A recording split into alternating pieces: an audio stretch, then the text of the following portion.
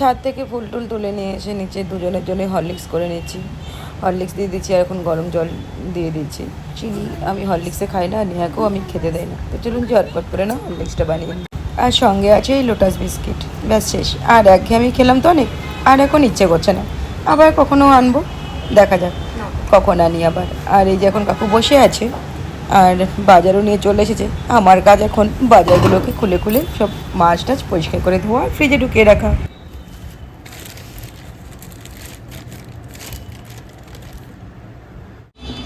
Hi friends, good morning. আপনারা সবাই কেমন আছেন? আশা করি সবাই ভালো আছেন। Welcome to my channel creation of Chandni. Welcome brother আরও একটা নতুন ব্লগে। কাকু এই মাত্র বাজার দিয়ে গেল, বাজারটা এখনো শেয়ার করা হয়নি। সকাল থেকে যা করছি সবই তো শেয়ার করে দিয়েছি। আজ ষষ্ঠী, এই ষষ্ঠীর দিন সত্যি জানি না ঠাকুর আমাকে কেন সব কিছু দিয়ে সব কিছু কেড়ে নিল। যাই হোক, ঠাকুর যা করে মঙ্গলের জন্য করে, এটাই আমার বিশ্বাস। তো চলুন, এখন কাকু বাজার দিয়ে গেল, কী কী দিয়েছে না দিয়েছে সব আপনাদের সাথে শেয়ার করে দিই। আজকেও সেম বেলা হয়ে গিয়েছে। কেন বেলা হয়েছে, কী ব্যাপার, কী হয়েছে না হয়েছে কাল রাতে, আবার আপনাদের সাথে সবটুকু শেয়ার করবো এই ব্লগটার মাধ্যমে। দেখতে থাকুন আর সঙ্গে থাকুন, সব জানতে পারবেন। চলুন আগে বাজারটা বের করে নিই।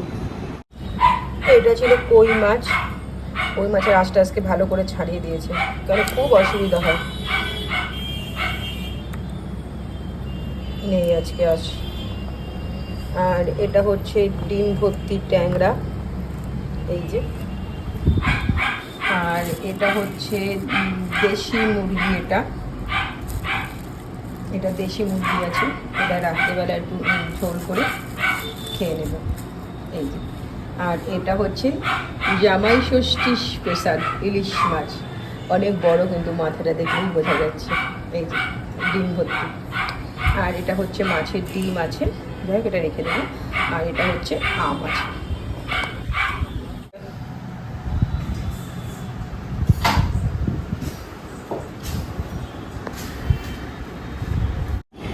আজ তো জামাই ষষ্ঠী, ভেবেছিলাম যে একটু স্পেশাল ডিশ বানাবো, একটা লাঞ্চ থালি শেয়ার করবো আপনাদের সাথে। যদিও সেই থালিটা খেতে আমার 2-3 দিন টাইম লেগে যায়, কিন্তু তবুও ভেবেছিলাম যে না করবো, ঠিক আছে অল্প করে করেই অনেক রকম রান্না করবো। কিন্তু বাট এখন আমাকে নেহাকে নিয়ে ডক্টরের কাছে যেতে হচ্ছে। কোনো রান্না বান্না কিসের লাঞ্চ থালি আর কিসের কি, কোনো রান্নাই তো করিনি এখনো।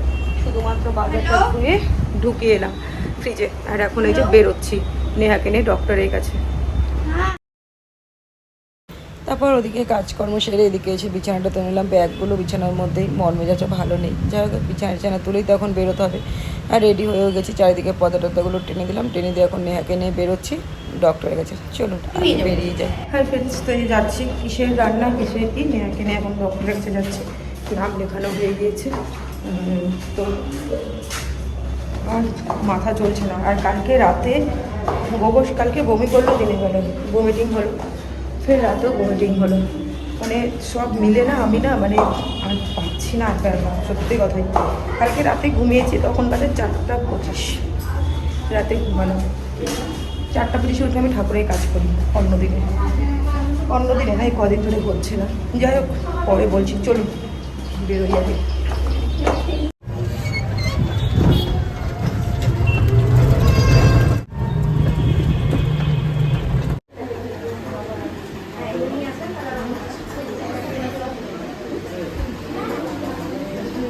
সবাই গেছে ষষ্ঠী করতে, বাট আমি এই দেখে ডাক্তারের কাছ থেকে দেখিয়ে এখন বেরোচ্ছি। এখন বাজে হচ্ছে প্রায় 2টোর কাছাকাছি। অসুবিধা নাই, এটাও তো পার্ট অফ আওয়ার লাইফ, এটাই বলা যায়। চল এবার একটু খাবার দাবার নিয়ে বাড়ির দিকে যাই। কী রান্না করবো না করবো কিছু বুঝতে পারছি না। দেন 5টা থেকে ওর পড়া আছে, এই তো ব্যাপার। তো ইউএসডি আছে, টেস্ট আছে, যেগুলো আমি আগামী দিন করবো। আজকে আর শরীর নিচ্ছে না, হবেও না। বাড়িতে আমার আরও 2টো বাচ্চা আছে, যাই হোক ওদেরকে খাবার দিয়ে এসছেন। চলুন এবার একটু খাবার তুলে বাড়ি থেকে যাই। তারপর টোটোটা দেখে না খুব খিদে পেয়েছিল, তাই যেতে আইডিয়াল বেকারি পড়ে, তাই এখান থেকে একটু কিছু খাবার নিতে এলাম। নেহা পিজা করছিলো, বাট আমি বললাম পিজা একদমই হবে না। তো যাই হোক প্যাটিস নিয়েছিলাম, একটা ভেজ প্যাটিস আর একটা পনির প্যাটিস আর 2টো কেক নিয়ে তারপর এখান থেকে বেরিয়ে গেছিলাম। অ্যাকচুয়ালি এখানকার কেকটা খেতে না খুব সুন্দর, আইডিয়াল বেকারি। আর এই যে প্যাটিস পুরো গরম, প্যাটিস খেতেও খুব ভালো লাগে, সেই কারণে দুটো প্যাটিস নিই, তারপর চলে গেলাম। চলো এবার আইডিয়াল থেকে প্যাটিস নিলাম, পনির প্যাটিস, আর কিছু নেই। ও একটা মানে পিজা নিয়েছে, ভেজ পিজা। এখানেই আমরা পিজা খেতাম, বাইরে পিজা তো খেতাম না তখন। ডোমিনোস পিজা হাট খুলেছিল অনেক পরে, বাট ডোমিনোস পিজা তখনও খোলেনি। যাই হোক, তখন বাড়ি যাচ্ছি, অনেক টেস্ট আছে নেহার। কাকা বাদিকে এক এক করে সব করাবো। এখন গিয়ে আগে ঠাকুরকে সেবা দেবো, ভগবানকে, তারপরে সব কথা। ভগবানের সেবাও আজকে আমার হয়নি এখন। 3 পিস কেক আর আমার জন্য এই যে লস্যি, আর এখানে খাবার আছে, কি আছে পরে দেখাবো।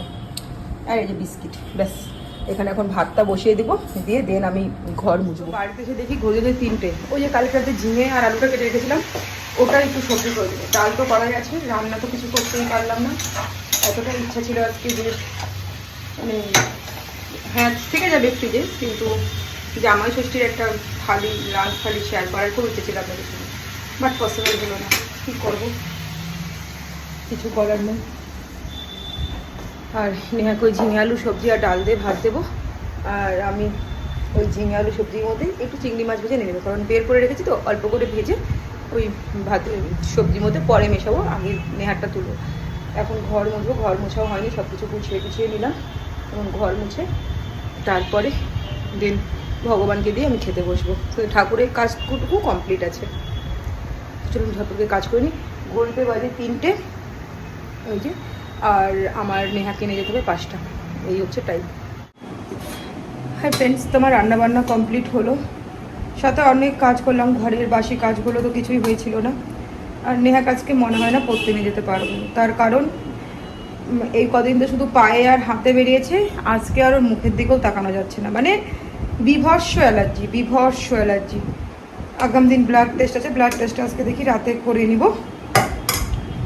আর একটা ইউএসজিও আছে, আজকে ইউএসজিটা এখন রাতে আর হবে না, ব্লাড টেস্টটা রাতে করিয়ে নিয়ে তারপরে আগামী দিন ডক্টরকে রিপোর্টটা দেখিয়ে নিয়ে তারপরে দেখি কি ওষুধ দেয় না দেয়। মানে এখন ওর ভাতটা নিলাম, আমি খাইয়ে দিব, ওর দিকে তাকানোই যাচ্ছে। পর আপনাদের সামনে এলাম, অনেকক্ষণ না খাওয়া দাওয়া হচ্ছে, স্নান করে পুজো করে তারপরে খেয়েছি। আর একটা আন্টি গলদা চিংড়ি দিয়েছিল 2 পিস, 1 পিস খেয়ে নিয়েছি, 1 পিস আছে শেয়ার করা হয়নি, করে নেবো। কালকে রাতে আলু ঝিঙে কেটেছিলাম, বলেছিলাম নেহাকে খেতে খাইনি, সেটা আজকে খেতেই হলো। আলু ঝিঙের সবজি, মানে আজকে আশা করেছিলাম অনেক কিছু, বাট ঠিকই ঠাকুর যা চায় তখন তাই হয়, আর যেটা হয় সেটা ভালোর জন্যই হয়। নেহা কাজকে পড়তে নিয়ে যেতে পারিনি, তাই কারণ নেহার দিকে তাকানো যাচ্ছে না, গোটা মুখ এগুলো চোখে মানে বিভৎস অ্যালার্জি বেরিয়েছে। যাই হোক, ওটা আগামী দিন থেকে ব্লাড টেস্ট হবে আছে আর কি। আজকে বললাম করতেও, আর আজকে বললো করবো না, তো আমি সেই কারণে বললাম যে ঠিক আছে তাহলে আগামী দিনই করে নিস। এত নেহার অ্যালার্জি বেরিয়েছে। আর গতকাল রাতে কি হয়েছে, গতকাল রাতে পেট্রোলকে আমি খাবার দিয়েছি ওই বাইরে বারান্দাতে। এবার হচ্ছে কী দিয়ে জন্য গতকাল তোকে ভাত দিলাম, গতকাল তোকে দই দিয়ে ভাত দিইনি, না দই দিয়েই ভাত দিয়েছিলাম, হ্যাঁ একটু মাছ দিয়েছিলাম, তো আমি বাইরে খেতে দিয়ে এলাম। এবার পেট্রোল কি করেছে, ঘরে ফ্যান চলছে, দরজাটা খোলা আছে, ও ফ্যানে হাওয়া খায়। এবার বাইরে বারান্দায় যেহেতু কোনো ফ্যান নেই গরমে, এবার ও কি করেছে, খাবারের গামলাটাকে পুরো ঘরে নিয়ে এসছে, দাঁত দিয়ে, একটা ভাতও কিন্তু এদিক ওদিক করেনি, এনে মুখ দিয়ে এনে ওখানে বসে খেয়েছে। আর আমি যখন ওকে রাতেবেলা যখন ওয়েদার ঠান্ডা হয়ে গেলে বাইরে বের করে দেয় তো, এবার যখন ওকে আমি বাইরে বের করে দিচ্ছি তখন দেখি গোটা ঘর ঠোয়া, কী ব্যাপার দেখো, গামলা, মানে ও গামলাটাকে পুরো ঘরে নিয়ে এসে তারপরে খেয়েছে। ঠিকই আছে, আমি ও মাকে বললাম, মা হাসতে হাসতে মরছে, মানে ও গরমে একটু আরাম করে খাবে, মা বলছে সবাই তো চাই একটু আরাম করে খেতে, ঠিক আছে। রাত্রিবেলায় তারপরে ওই ঘরে পাপোশ টাপোশ সব ধুয়ে দিলাম, মানে যা ওয়েটও করেছে আর কি, সব ধুয়ে দিয়ে তারপরে এসে শুতে না শুতে নেহার আবার বিভৎস অ্যালার্জি বেরিয়ে গেল। এদিকে গোগো বমিটিং, মানে গোগোর কালকে সকালে 2বার উল্টি করেছিল, বাট ঠিক আছে, কুকুর সন্তান তো আমার অবশ্যই, তো এই ডগিদের নাই কুকুর, আমি তো 3টা হলো আমার, তা আমি দেখেছি ওরা একটু উল্টি ফুলটি করে মাঝে মাঝে, যতটা আমার এক্সপিরিয়েন্স হয়েছে উল্টি করে, বাট এটা খারাপ, অতটাও খারাপ কিছু সঙ্গে যে খারাপ কিছুই ভাবতে হবে এরকমটা নয়, মাঝে ওদের একটু অ্যাসিড হলে বা কুকুর উল্টি করে দেয়, তো আমি সেরকমই ভেবেছিলাম, আমি জাস্ট ওকে অ্যান্টাক যেটা ওর ওষুধ আছে সেটা দিয়ে দিয়েছিলাম গ্যাসের, আর নিওপেপটিন যেটা আমার মানে আর কি থাকে আর সবসময় আমার কাছে থাকে। এবার তারপরেও দেখছি রাত্রিবেলায় গোগো 3-4বার এই বমি মুছছে, আবার বমি করছে, আবার বমি করছে, মানে এরকম করে 3-4 বমি করলো। ব্যাস রাত্রিবেলা তো মাথা খারাপ হয়ে গেল।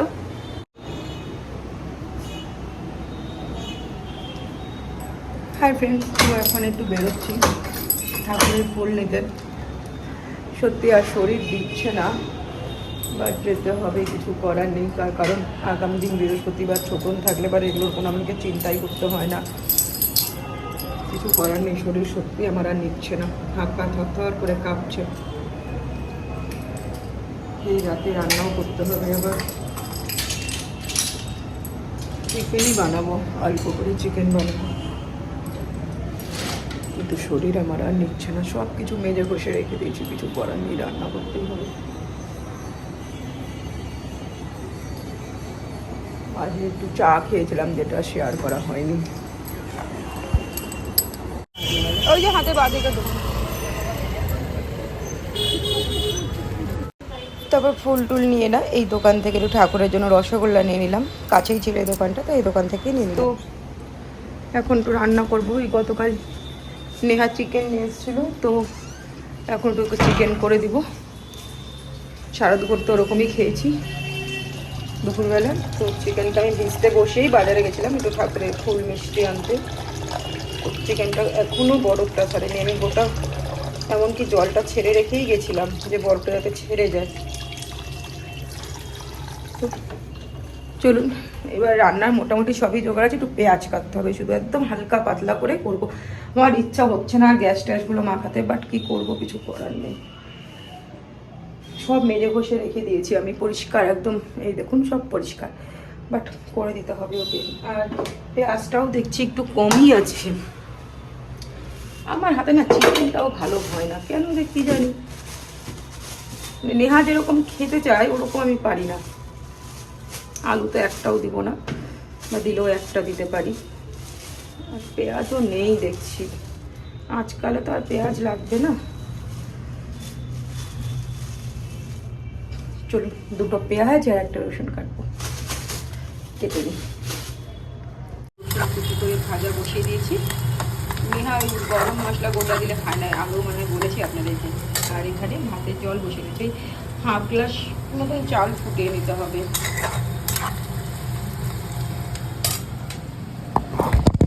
ভেজে নিলাম পেঁয়াজের সাথে, পেঁয়াজটা একটু ভাজা হয়েছে, তারপরে মাংসটা অ্যাড করেছি, আর একটু ভেজে তারপরে মশলা অ্যাড করবো। হলুদটা বেশি পড়ে গেল নাকি, না। আর এদিকে জলও ফুটে গিয়েছে, চালটা ছেড়ে দিল। হাই ফ্রেন্ডস, তো রান্না তো মানে চিকেন আর ভাতই, আমার মাছ আছে। আর এই রান্না করতে সব জোগাড়জান্তি করতে আমি মানে পুরো ঘেমে জল, মানে আর একবার স্নান তো আমি করবোই, কারণ এগুলো ঘাটা নাড়া করে আমি তো কোনো মতেই শোবো না, স্নান করব। এখন হোক, চিমনিটা অফ করে দিই, চিমনির কাজ শেষ। আর এই যে এখন এটা একটু খাবো, এটা এতটাই ক্রিম না, খেতে পারছি না। আর দেখুন আমি কিভাবে ঘেমেছি। এখন এসিতে গিয়ে বসবো, ঘামটা কিন্তু শুকে যাবে।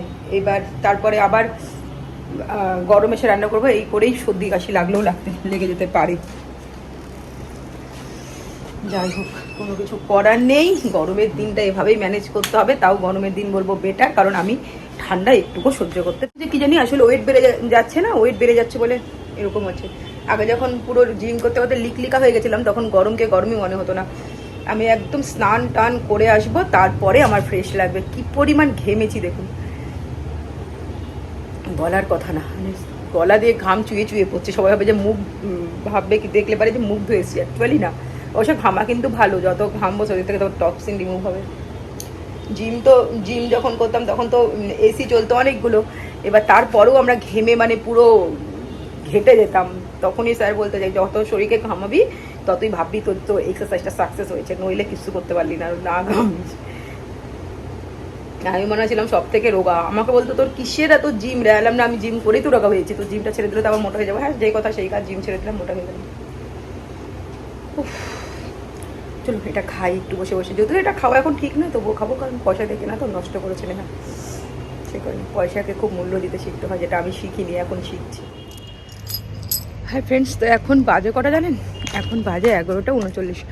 আমি শুতে যাবো সেই সময় আমার মনে পড়েছে যে আমি আজকে গাছে জল দিইনি। পুরো স্নান টান করে নিয়েছি, পুরো ফ্রেশ হয়ে যখন শুতে যাব তখন মনে পড়লো গাছে আজকে আমার জল দেওয়া হয়নি। ব্যাস সঙ্গে সঙ্গে চলে এলাম ছাদে গাছে জল দিতে, কারণ যে গাছগুলো আমাকে এত সাহায্য করে তাদের জন্য এটুকু তো আমাকে করতেই হবে, সে যত রাতেই হোক। এক সেকেন্ড দাঁড়ান, এটা একটু ফ্ল্যাট মুডটা করে নিই।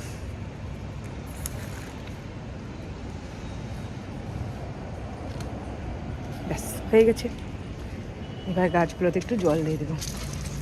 একটুকু বৃষ্টি নেই না, তো সেটা তো জ্যৈষ্ঠ মাস।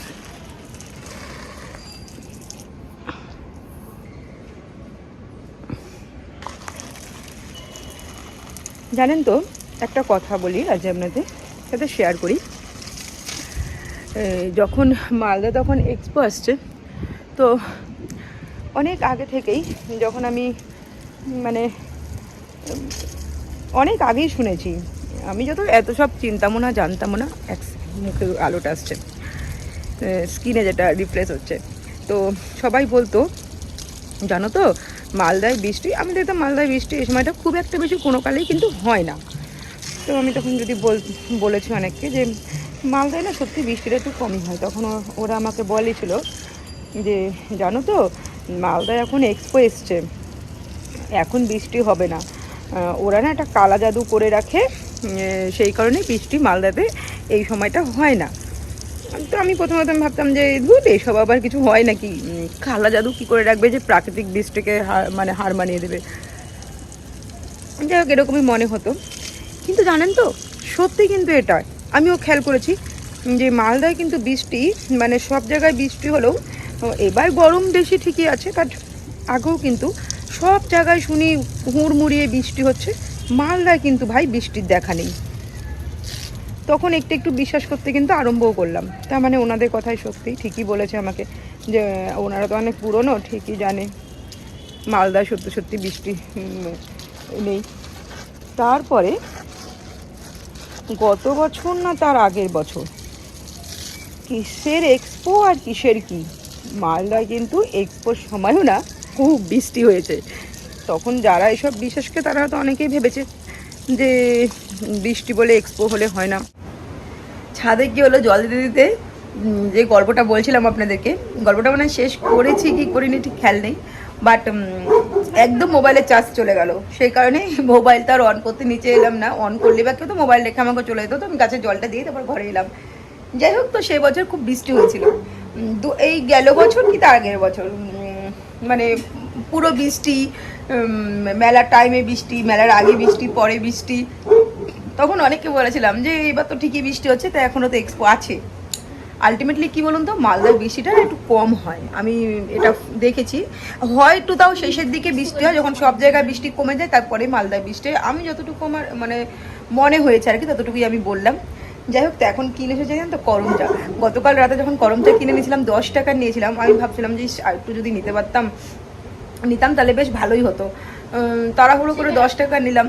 আসলে আগে না করম চা চুরি করে খেতাম, প্রথম পড়তে যেতাম চুরি, কখনো বলে নিতাম আর কখনো পটাপট ছিঁড়ে করম চা খেতাম, এত ভালো লাগে নুন দিয়ে, এটা কিন্তু বিট নুন দিয়ে ভালো লাগে না, সাদা নুন দিয়েই করম চা খেতে ভালো লাগে। আর কিন্তু বিট নুন দিয়ে করম চা খেতে ভালো লাগে না, সাদা নুন দিয়েই খেতে ভালো লাগে। আর এই দেখুন করম চা নিয়ে বসেছি, এখন আবার করম চা খাবো। চলুন তবে আজ করম চা খেতে খেতেই ব্লগটা শেষ করি। সবাই ভালো থাকবেন, সুস্থ থাকবেন, আগামী দিন দেখা হবে আবার আপনাদের সঙ্গে একটা নতুন ভিডিও নিই। ততক্ষণের জন্য টাটা বাই আর গুড নাইট। এই যে করম চা আমার খুব ভালো লাগে খেতে, আর লাল করম চাগুলো। চলুন tata bye and good night, সবাই ভালো থাকবেন, সুস্থ থাকবেন।